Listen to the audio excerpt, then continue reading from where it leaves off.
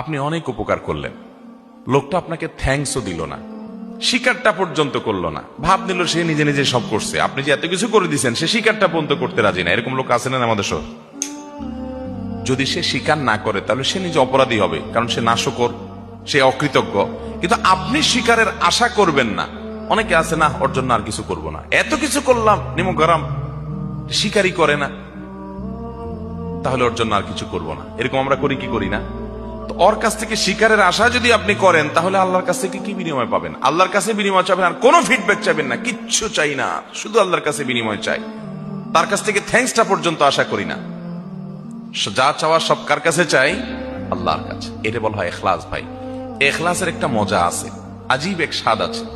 আপনি আপনার ভাই, আপনার বোন, তার বাচ্চাদেরকে হাদিয়া তোফা দেন, সারা বছর দেন, প্রতি বছর ঈদের দেন, তারা আপনার বাচ্চার দিকে সে তাকাইয়া দেখেও না, দেয়ও না, আছে তাও দেয় না। মানুষ হিসেবে কষ্ট লাগবে, এটা স্বাভাবিক, যে আমি এত দেই, ও একবারও দেয় না। আমার অভাব নাই, কিন্তু একটু দেখ না আমার বাচ্চাটা, আমার তো ভালো লাগে। দেয় না সে। এই যে আপনি দিয়ে আবার সে দিচ্ছে না কেন সেটা আশা করছেন, এটা আপনার আমল বিনষ্টকারী বিষয় হতে পারে। এই জন্য আপনি এটা আশা করবেন না।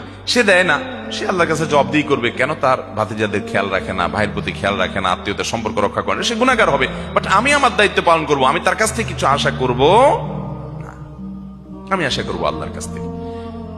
এই পলিসি যদি মাথায় রাখেন এবং এই মূলনীতি যদি আপনি অনুসরণ করেন, তাহলে দেখবেন আত্মীয়তার সম্পর্ক রক্ষা করা আপনার জন্য ইজি হয়ে গেছে, সহজ হয়ে গেছে। শয়তান আপনাকে আত্মীয়তার সম্পর্ক থেকে নড়াতে পারবে না।